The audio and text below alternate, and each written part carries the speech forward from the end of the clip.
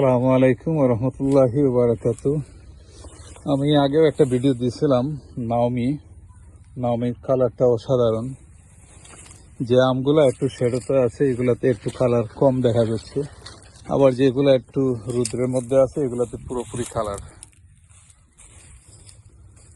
যে এটাও নাওমি, এটাও একটা সেমি ড্রপ ভ্যারাইটি এবং এটা ছাদ বাগানের জন্য একটা আদর্শ জাত হবে।